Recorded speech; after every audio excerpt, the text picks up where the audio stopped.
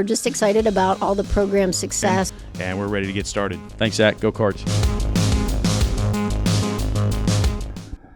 For Wheeling University Athletics, I'm Zach Ziegler. It's time for another edition of the Shane Brown Show. Currently joined by Wheeling University head wrestling coach Shane Brown. And Shane, another solid performance for you at the Ohio Collegiate Open. Before that, you guys took on your first duel at Frostburg State. Talk about the last week overall and kind of what you saw from your guys.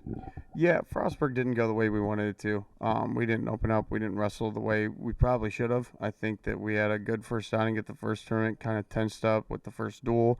And then we went out this past weekend and wrestled, and the guys turned it around, did fantastic. So, a lot more action, a lot more aggressiveness, and it looked fantastic. And looking at that Ohio Collegiate Open, you guys had another placer as Gavin Harper took third overall. You had a bunch of guys with 2 wins on the day. Talk about overall kind of what changed from the duel and how kind of helped them open up, like you said.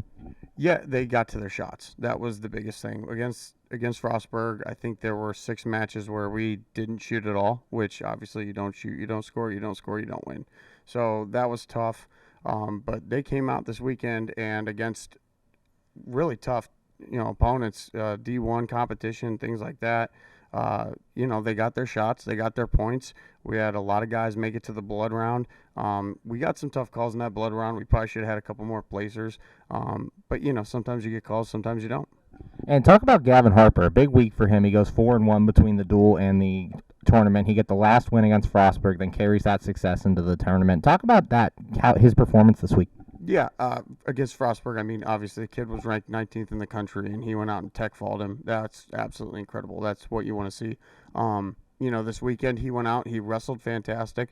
The match that he fell, he didn't open up as much on his feet, which kind of, ended up costing him the match, which it happens.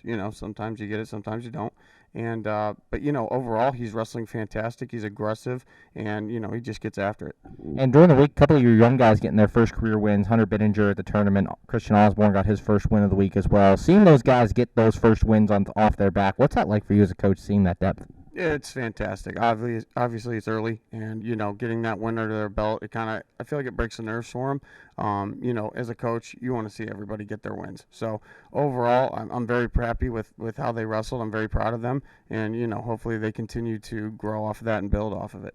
Currently joined by Wheeling University head wrestling coach Shane Brown. And Shane, guys, heading into another week, you have a duel here on Wednesday, a tournament on Saturday. Talk about this week and kind of the challenges you face. Yeah, obviously, dual meet, we wanted to go a lot better than Frostburg did. We need to shoot, we need to get aggressive, we need to score our points, and hopefully, that'll change the absolute dynamic of, the outcomes, let alone the matches.